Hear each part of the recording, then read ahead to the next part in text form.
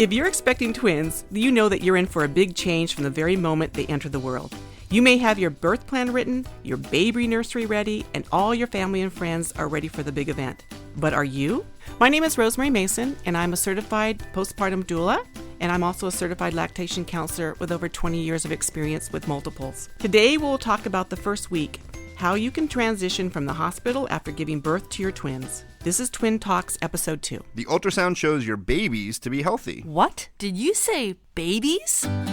You're huge. Are you having twins? Are they natural? Which one do you like better? Twins, huh? My neighbor's cousin's brother's uncle's a twin. So can they read each other's minds? How do you tell them apart? Twins? You got a 2 for 1. Do twins run in your family? Double trouble. You're not having any more, are you? At least you're not Octomom. If you're pregnant with twins or you're an experienced twin parent, odds are you've heard it all before. Now it's time to hear from the experts. This is Twin Talks, Parenting Times 2.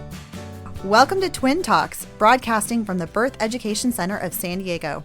Twin Talks is your weekly online, on-the-go support group for expecting and new parents of twins. I'm your host, Christine Stewart Fitzgerald. Have you heard about the Twin Talks Club? Our members get bonus content after each new show, plus special giveaways and discounts. Subscribe to our monthly Twin Talks newsletter and learn about the latest episodes available. Another way for you to stay connected is by downloading our free Twin Talks app available on iTunes and Google Play. And if you're not in San Diego, we have a virtual panelist program, and Sunny, our producer, can tell you about that. Yes. Hello, everybody. Okay, so as you guys know, we produce these shows in San Diego, and if you want to be a panelist, if you're a parent of twins, we'd love to have you here in the studio. But if you can't join us on the studio, we are encouraging you guys to become what we're calling virtual panelists. And basically, you can follow us on Twitter, and you can join our Facebook page. You like our Facebook page. We're going to be posting questions in advance before we do our tapings of some of the topics we're going to be talking about. And we want your guys' input. You can also ask our experts questions that way. If you are going to follow us on Twitter, we did create a hashtag for that, which is Twin Talks VP. VP stands for Virtual Panelists. And that's a great way to follow the conversation and become more part of our shows. Great. Well, hey, thank you. Why don't we find out a little bit about everyone we've got in our studio today? So, Sunny, aside from being our producer, you got to tell us why you're here. Yeah, exactly. Okay, so as I mentioned, I'm Sunny. I am producing today's show, and I'm following everybody on our social media here and checking out our Facebook and Twitter profiles to see what you guys are chatting about. But a little bit more personally about me, I am a mother. I'm pregnant currently with identical twin girls. I do have 2 little boys at home. I have a 3-year-old singleton, also a 15-month-old singleton. They keep me pretty busy, and I'm expecting the twin girls to round out our house a little bit. There's been a lot of testosterone in the house, and I'm bringing some estrogen in here. So I'm really excited about it. I have tons of questions regarding how to handle twins and stuff, so I'm excited about today's episode. Well, thank you. Yeah. And our expert, Rosemary, now we know you've got a lot of experience with twins and multiples. Pretty much, I would say 90% of my work is with working with multiples. Twins, triplets, quads. It's a lot of fun. I love working with the multiples and the families. It's very fulfilling bringing those babies home, whether it's their first or second babies, or this is their third or fourth or fifth or sixth. Right. I'm Christine Stewart Fitzgerald, and I am the mom to twin girls. They are almost 4 right now. Mm-hmm. And I also have a singleton who's 10 months old. So I'll just say twins was certainly a handful, still is. And I have to say, I still have to hand it to all the moms of singletons. A singleton is still... Just as much work. Yes, just as much work. It's a lot. Wow. So, well, thanks everyone, and welcome to the show. Thank you.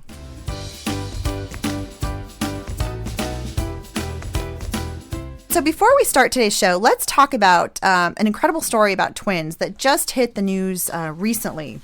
So I have to say, I read this and it just gave me some shivers. The story is really about there's a set of parents who were unable to conceive. They used a surrogate mother, and they conceived a little boy. They're happy. He was 18 months old, and they decided, we'd like to bring in maybe a sister. So they went back to the surrogate mom and said, yes, we'd like to go through this process again. And everything happened as it should. She got pregnant with a I guess, triplets, and one was selectively reduced. She had twins. And at the 12-week mark, she got the news that the parents decided they did not want the babies. Oh my gosh. Yes. The parents were getting a divorce, and even though they're biological parents, and so here's this, surrogate mom, and I guess the paperwork wasn't in order completely, but she just felt really strongly for these babies, and when they're born, she did not want to give them up to social services. So she actually went ahead and adopted them. I see. As her own. Wow. So I don't know. Wonderful. Oh my So sweet. goodness. Wow. So I don't know. Can you? I mean, it's if you were in this situation, I just have to imagine. I mean, what would you be doing if you were in place of the surrogate mom? Oh, definitely. I would be the same way. I would just be adopting them myself.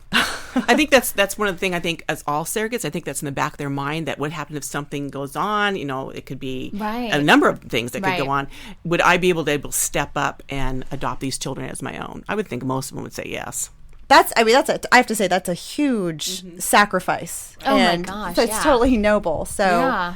I just have to, I know I'm just so happy just to think that they've got a home, but Oh yeah. Well, I'm confused as to they have to put stuff like this in a contract, right? I mean, I would imagine this is part of on Preggy Pals, our sister show, we've done an episode about surrogacy, and there's not much that is left out of a contract. No, they have pretty much nailed down. That's what I'm saying when she said there's some sort of contractual type of little thing going on. Yeah. Either that wasn't in place or something. Right, something. Well, she was only 12 weeks, but still, I would think before anything's even implanted or anything that this would have be talked about. Yeah. Yes. You think? Yes. Yeah. So I don't know. The moral of the story, I'm not sure. It's just even if you think you've got everything lined up, I know. you can't be sure. Yeah. But I gotta hand it to her for what doing a really great. Maybe also if you had a regular parents and they get divorced, and this happens too. They get divorced, they're pregnant. Mom steps up and does the same type of thing, or an aunt steps in, or something goes on. But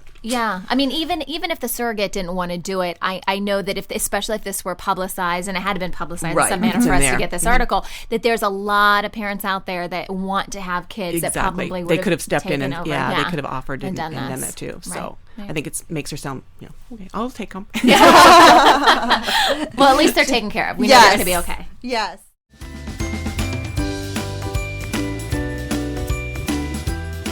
Well, today's topic is Bringing Home Twins, the first week. It's the first of a 5-part series. And today we're talking with Rosemary Mason, a postpartum doula who has helped many twin families. She's going to tell us about what we can expect the first week at home and how to prepare for it.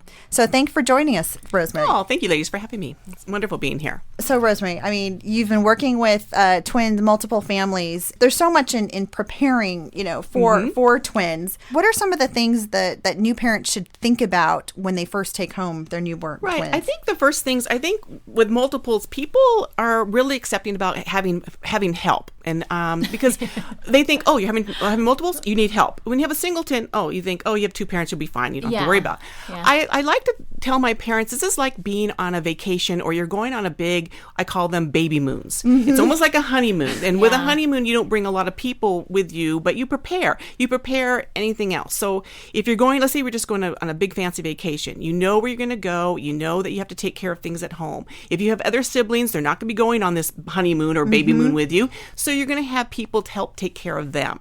And the same thing. So when you're coming home, you know that you have food preparation. It's like going to a big fancy hotel. Right. It's all exclusive. Your food's right there. And you want to have that prepared. You want to think about who's going to take care of our pets while we're on this vacation or this honeymoon. So that's taken care of. So I just like them getting the mind frame of what would you be taking care of if you were going to be gone for a week or 2 weeks. You'd have the same type of mind frame for it. So you'd want to get the food going. Food is a big deal. Food, yes. So, I mean, and as far as food goes, what are some of the best ways? You can have, people at their baby showers sign up and have food prep come so they know that every day or every other day that someone's going to bring them a dish. And, people out there who are bringing dishes, they don't want lasagnas the size of tabletops. So please think of In-N-Out, a pizza. Ask them what they really want, because a lot of times we have so many any leftovers and people feel bad. It's just like they're giving food away. So like every other day is a nice time to have these things dropped off. But, don't feel bad parents asking for help is the number one thing. Oh, definitely. And, I have to say, I've been the recipient of, sort of these meal programs. And I love it. It's such a personal wonderful thing. It really meant a lot to me. Right. So. And another real quick thing, it's not has to be dinner things. Think of breakfast and lunch. Even dropping by sandwiches or something that in the morning, burritos, or it's very helpful. Oh, for these yeah, mom those and little dads. snacks when you're nursing. I Oh, yeah. No, that's really great. So meals and pets. And It's laundry, when you're coming laundry. over, if you're coming, I always also tell parents, have a list on your table, and on there is written everything you need that you would normally do if, since you're the mom, what would you normally do? You'd be doing laundry, you'd be walking the dog, you'd be doing dishes, just everything, dusting. I mean, if you don't have a housekeeper that can come in and help you, and put that list very prominently on your table. So as people come in, oh, what can I do to help? Instead of saying, oh, nothing, I'm fine. Point to the tabletop and say, if you could pick one of those, it'd be awesome. Yeah. And even if someone went around and took out your trash, oh my gosh, it's so much nicer just to pick, it's all gone. Yeah. Or take my dog for the walk. Or if you want to fix me a peanut butter sandwich, that would be great. Just don't say, oh, nothing, I'm fine. That's great advice. Definitely. Just be honest and say, hey, Yeah. we really do need help with the little stuff. Yeah. Exactly. I mean, you would do it if your friend was pregnant and you went over there, you wouldn't mind throwing laundry in or dance their laundry back and forth. Right. No, that's great. I know one of the things, it's when it's so chaotic and you're trying to get all these things done, sleep can, often Yes. be such a tough thing. It's like, oh my gosh, there's so many things to do besides there's taking care of the kids and then there's the household, and where do you get sleep in there? So what do you recommend to parents in preserving their own sleep? Yeah, it's the same little comment that everyone says all the time: sleep when the babies sleep. And we hear it over and over. People say it to you constantly, and it rings true. You have to sleep when the babies sleep. If these are your first two babies, then it makes it a little easier, only because you don't have any other outside so much siblings and things going on. So let's just talk about if these are your first two babies coming in. It's easy when you get them in. You can kind of get them fed, and they will sleep. So as soon as you put them down, don't think about your emails and don't think about all the little things. That, I should better clean out that potty or whatever. So tempting. So I know, but that stuff's gonna be there for 25 years. So you might as well just go ahead. All that laundry and stuff's gonna be there forever. It's never gonna get done. So you might as well go ahead and lay down and rest for that time. It's great. very important. Yeah, that's a good way to look at it, because I'm always thinking that's a to-do that's not done, that I can't concentrate or let myself relax until my little to-do list is Right. done. But all that stuff's going to be there. My kids are all grown and gone, and I still have laundry, and I still have dishes. So They will always be and there. they're always Yeah. going to be there. But them being little and stuff is not. So either that's a good way to look at it. I always say just get a housekeeper for that month if you need to. A housekeeper is way cheaper than a divorce, and you're just going to get them in there. To get things cleaned up for you is really important. That's true. And so now I know that's definitely applicable for the mom. Now what about for the dads? Because I know so often dads take time off and then they're running around crazy too. So men are you have to really kind of put them out there what they need to do. You have to give them to-do lists. They're very good about, I need this. Honey, I need a sandwich at 10 o'clock. They'll do it. If you just say, oh, I need some food, they don't know when it's going to be. So I always tell my dads, if you're in there making yourself a sandwich, you might as well make your wife a sandwich and bring them on in there, and then you'll be the best dad in the whole wide world. I said, unload the dishwasher or find someone who can do these type of things. Moms need all those extra helpy type of things that you assume that she's going to do, but she's not going to be. She's feeding babies 24 hours a day. So it's pretty much mom, her job is to feed the babies. Everything else that goes on in that house is everyone else's responsibility. That's a great mindset to have, and I think sometimes it's help if you have an advocate, someone like yourself, to explain that to friends and family who want to come over and visit and everyone has hang a job out. to do when they Yes. come. Yes. It's really easy to hold the babies, and it's not the family's or the visitor's job to hold babies while mom runs around and fix coffee and tea or whatever. Right, And she needs to just relax. It's a big physical changes and stuff after you've had multiples. Yes.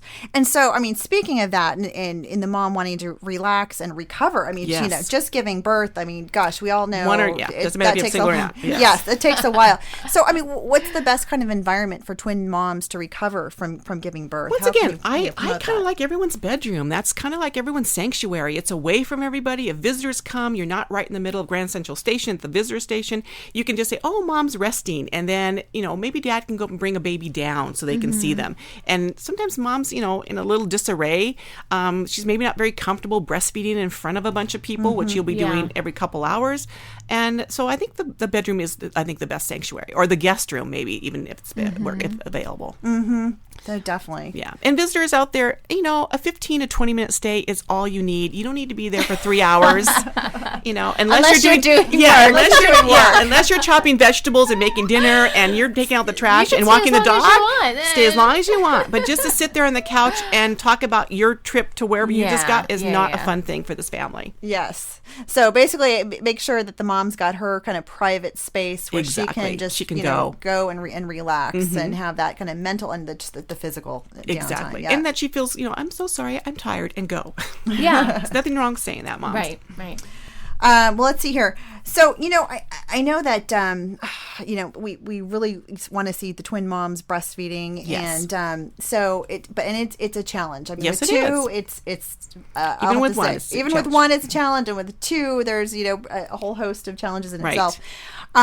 And so so often, in that first week, getting into a rhythm, and twin moms run into some speed bumps, low supply or, latching issues. And so what can they do? First off, I believe they should always have a lactation consultant on hand, and they usually start that off way in the hospital. They usually have a great lactation person in the hospital. Continue on, get some help. It's like a brand new job or a brand new sport you're learning, so you might as well get a coach in there that's going to help you over these little speed bumps. I wouldn't expect anyone the very first week to have full milk supply for multiples, and I think as moms we kind of fall into that trap of thinking, oh my gosh, I don't have enough milk in day 2. You wouldn't have milk by day 2. You have your first milk, which is your colostrum, which is great for those first 72 hours roughly.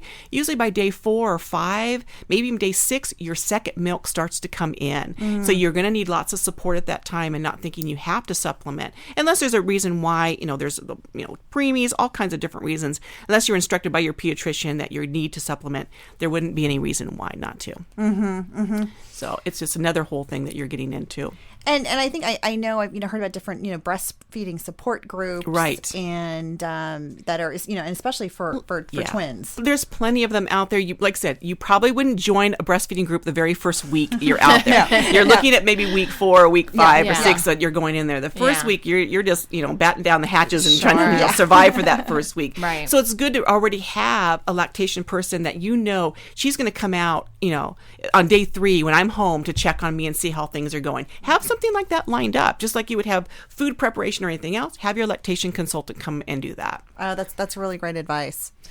Rosemary, in your experience, how often when it comes to breastfeeding, like I keep hearing about, if you can tandem nurse, that's the best way to do it. Sure. It helps, just saves time. You have to realize it's going to take you an hour, whether you're feeding them one-on-one or if you're feeding both of them. It's really helpful for you to get them on tandem. But once again, that first week is, how am I going to do that? I'm all hands. I'm not really, you're not comfortable nursing to begin with. Unless you are an experienced breastfeeder, then it's a little easier. Right. Once again, that's where you need that support, whether the postpartum doula comes in and shows you, or the lactation person comes in and shows you. There are some little tricks of the trade that you have to learn to get them backed on. So you want to put the one who nurses pretty easily on second. The one who takes the most time you want to start with, because you've got to use both hands to get them on. The second one you can pretty much scoop up and they'll pretty much latch on and everything works really well. But once again, there's nothing wrong. There's nothing in the twins breastfeeding rule book that says you have to do it tandem. You can certainly feed one at a time and have one-on-one time with that baby,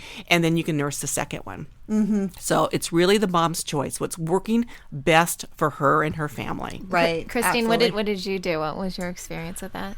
Oh gosh. Well, I think what I realize is so much of it is really about personal comfort, and sometimes everyone's got a different shaped couch. Yes, exactly. And so some couches have arms that sit higher, and others are low, and so you might need 2 or 3 pillows in addition to The you know, breastfeeding. you had the breastfeeding Yeah. pillow, and you got to just position it just right. And I think that takes a while to, Yes. to Sure. figure out what's working for you. And so it might be, you know, you might have one arrangement. I've got a 2-story house, so I have one arrangement Downstairs. and I've also, you know, have a different setup upstairs. And Yeah. then there's, you know, and then at nighttime I do kind of a sideline nursing.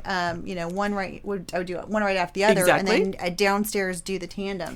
So, and that just kind of came out with little trial and error, and you know, Yeah. figuring that was working for me. Right. And I think that's right. I think we have to realize there's not one way to do something. Yeah. If there's like 50 million ways to go. It's like driving to your store. You can go either, 20 different ways. It's the same with breastfeeding. One thing about the big pillows is it's like a rocking boat. So you do have to stabilize that with Yes. something underneath. And a lot of people don't realize that it kind of teeters back and forth a little bit. So there's nothing wrong with putting a pillow underneath them or rolling up towels and stabilizing it a little bit. Yes, definitely. When we come back, we're going to talk about what some of those typical daily routines might look like and discuss how twin parents can plan ahead of time.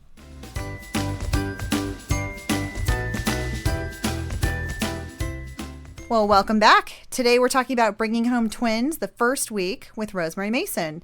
So we're just talking about the routine and how, Rosemary, you'd mentioned that so often it's really not the twins' routine that we're trying to Correct. put in place, but it's really the parents' routine. It's a whole new routine. It's a brand new normal for this family. You're bringing 2 babies in. So once again, the first thing is we talked about where my environment, where do I feel most comfortable, let's say feeding, nursing these babies. That's probably the number one thing everyone worries about, food about for parents and for the babies. So as soon as they find a great environment, then getting the babies latched on, which again, we talked about with having a lactation person come in or a postpartum doula come in or another friend who is experienced with breastfeeding to help you do that part. So you're really going to be feeding. So then it's feeding time for everybody. Yes. And then it's hopefully sleeping time for everybody. And then as soon as everyone wakes up, everyone goes to the bathroom, which is changing diapers, and mom too. And then we start the whole routine over again. And I think that's the most important thing is that you have to remember you're in the movie Groundhog's Day. It's the same day over and over and over. Yeah. And just like the movie, how he fights it at the beginning. Yeah. Oh, well, I just can't stand this. And then at the end, how he just embraces it and finds all kinds of things. Yeah. This is how your life is going to be. And the more you fight it at the beginning, the harder it's going to be. And you just have to embrace it and love all the newness that's going to come in and the craziness. But for some people, that's really hard. Craziness is hard for a lot of people. Yes. They like the control of that, I was comfortable this way. And with multiples, it changes day to day. And one day it's going to be working. Your little routine is going to work out great. And the next day it just goes to pot. And you're thinking, what did I do wrong? And you didn't do anything wrong. You're working with 2 individual people here. And you're trying to have them join your little group here and be part of your team. And they have different ideas about that, what team spirit is. All predictability is just completely out Exactly. the door. It really is. I think that's the best way, especially that first week. You're all learning something completely new. Wow. And so, so that routine we're talking about, so everyone sort of sleeping at the same time, everyone eating at the same time. Yes. And what kind of cycle are we talking about? Every 3 I hours? would 4 say hours? probably at the beginning, once again, depends on their weight. Are we talking about preemies here? Are we talking about they're 6 pounds, or are we talking about 4 pounds? So first you'd always go with your pediatrician's recommendation of what they want them to do. It's mostly about every 2 hours. Every 2 to 3 hours is pretty normal. Most newborns or most multiples are not going to be going on 4-hour stretches. It's just too much for them. If you do, it's going to be a frantic feed. Everything's going to go crazy at that time. So if you I'd like to tell parents, keep it like seamless. Keep it like, you don't want a bunch of hills and valleys. You want it just to flow. So as soon as you see it's almost been 2 hours, their eyes start to flutter, they make a little sound. That's a great time for mom to get up, go to the bathroom, get her water, or have people give all that stuff to her. Get herself positioned with her big pillow or her pillows or how she's going to nurse. Then have them bring the babies, get the one that takes a little more time, get them latched on, get the other one latched on, relax.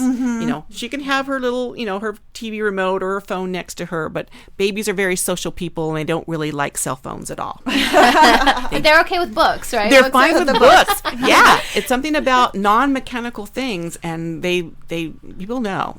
They'll be squawking if you're trying to check your emails or something. So no, with a lot of that routine, I mean, I think we mentioned, the breastfeeding, and now a lot of twin moms, take a hospital grade breast pump home. Correct. It was recommended by their doctor and lactation consultant, and I know for myself that was, part of the deal. I had it sitting next to my couch. That's my plan too. Hospital grade. I'm not doing the individual stuff. Just double pump. Get the big guns. Yeah.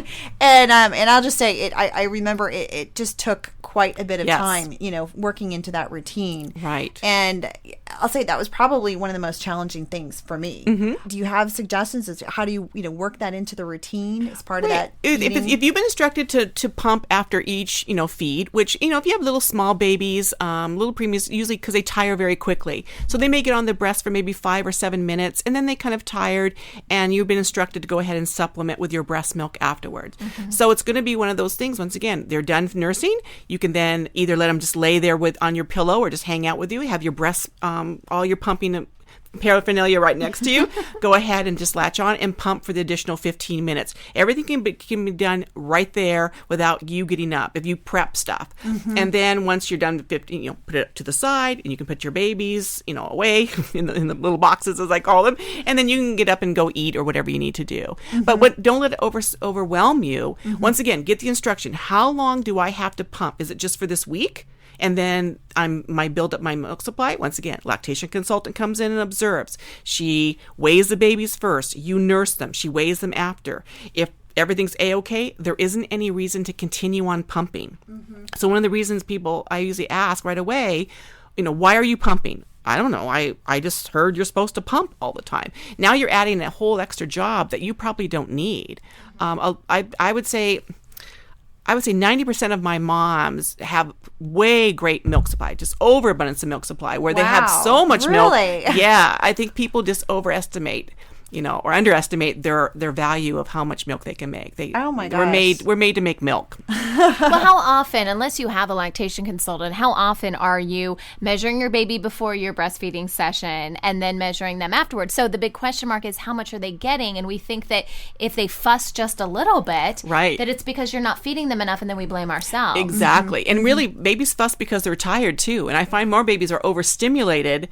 Then they get a great meal. Then everyone wants to play with them. Everyone wants to, goof with them. And then they start to cry, and right away, I think they're hungry. Mm-hmm. And it has to do with food. It has to be they're tired. Wrap them up. Learn your other comfort measures like swaddling and walking and putting them down, and then giving your chance a break. No, that's great to know. So we know when we do this sort of routine every few hours and sleeping, and now at nighttime, what types of sleeping arrangements do you recommend for twins? Because that can be a little bit different. I've heard a lot of stuff about this, by the way. I'm really curious. It's very tricky. Once again, let's start with our partner. Where are they going to sleep? Do they want to do that? Are they comfortable in the bed with the mom? If she's going to be nursing in the bed, is he going to be part of it where he's getting up, or the partner's getting up to go ahead, get the babies, change them, and bring them to her? And then after the baby's done nursing, is that partner going to bring them and wrap them up and put them back, or is mom going to kind of co-sleep a little bit with them and kind of relax that way? Everyone has their own little style, and there's nothing wrong with testing out a couple styles. Mm-hmm. Maybe she's going to hire a postpartum doula to come in and help support her during those nights, and maybe show the parents how to do this little routine at nighttime for them, and then how to sleep properly. Now, some parents just opt after, or partners just opt after a week, all right, I'm going in the guest room. And then mom's like, hooray, I have the bed to myself, and then I can have babies all over me, and kind of, pretty easy. Yeah. So more little Angelina Jolie type of style, It was real cute article. They said, Brad Pitt's on the couch. I said, well, of course he's on the couch. He probably comes home and there's 20,000 kids in the bed. I'm going to go to the couch. So there's nothing wrong with partners leaving, mom, and getting their own sleep and their own comfort if they have some other support going in. Definitely, yes. Yeah. It's interesting. I know a lot of people put a lot of time into decorating the nursery. That's one thing I'm doing right now, decorating the twin nursery. Keep it simple. Yes. I have learned a lot with two kids already. Like, you don't need a lot of stuff. Yeah. No, But these are my first girls. I know. And so the pink will ensue. And yes. There isn't. Yeah. You spend way more money on a girl than you do on a boy. Unfortunately, sorry. Absolutely. Yeah. It's funny though, because I think, my husband and I, we had the letters and up on the wall, and like I said, you paint and everything. Yeah. And then we realized, just in our case, we put them in a a co-sleeper next to our Next to her, bed they're in because the it was so much more Yeah. convenience to kind of Yes. just lean over and grab them. And But they were change. your only kids at the time, too. Exactly. They were the two, yes. Yes. The two were the only kids. Yeah. So, and then we ended up having them next to our bed Good. for about 4 months. Yeah, that's pretty normal. So that was just really more the convenience. I mean, I know for other families, it's like, okay, we just want to have them, further away so we can get a better night's sleep. Mhm. And that's later on. But I think those first, I agree, those first few months, it's easier if you're breastfeeding or even bottle feeding. They're close by. And they have these new little things called rock and plays. And they're kind of a little slingy type of thing. And they're great, especially for those new ones, because it makes it feel like they're being held. And once you wrap them and you put them in this thing, instead of laying flat, they're just kind of in this like sling. And they're great if your baby has reflux or any breathing type of little issues. Sometimes it holds them up. It kind of like, it's almost like think of like a car seat kind of style. Oh, right. But they're really soft and they're made for that. And they're really portable and you can move them all around. Rock and play. They're called rock and plays. Oh, interesting. So I wrote it down. Yeah. Awesome. Really good. Awesome. Thanks so much, Rosemary, and for joining us today. You're welcome. And, for more information about bringing home twins the first week, or for more information about any of our panelists, visit the episode page on our website. And this conversation continues for members of our Twin Talks Club. After the show, Rosemary will tell us a little bit about telling identicals apart, some tips on tricks. how we don't trick. get them mixed up. So for more information about the Twin Talks Club, visit our website, twintalks.com. So this is our feature on annoying comments people make to twin moms. This one is from Amanda in Rhode Island. Taking my twins out in public gets frustrating and annoying if you're in a hurry or you don't feel well. I have 8.5-week-old boy-girl twins. I clearly dress one as a boy and the other as a girl, but I still get, are they identical? They must be two boys. And then I get, I'm so sorry. You have your hands full. You must never sleep. That's got to be expensive. Bless your heart. The worst one is, oh, a boy and a girl? Aren't you glad that it's one shot and you're done? Really? Glad to know other people are making that decision for me and my husband. So that wraps up our show for today. We appreciate you listening to Twin Talks. Join in on the discussion by posting your comments on the Twin Talks Facebook page or calling our voicemail at 619-866-4775. And don't forget to check out our sister shows, Preggy Pals for expecting parents, the Boob Group for moms who've breastfed their babies, and Parent Savers, an online support group for the new parents. Next week, we'll be talking about annoying questions people ask about twins and how to deal with it.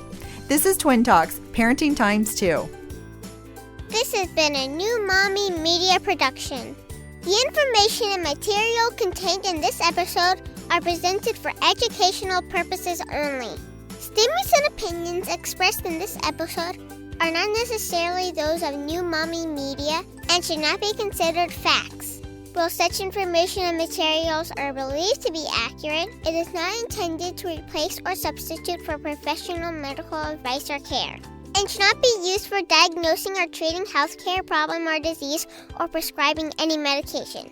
If you have questions or concerns regarding your physical or mental health or the health of your baby, please seek assistance from a qualified healthcare provider.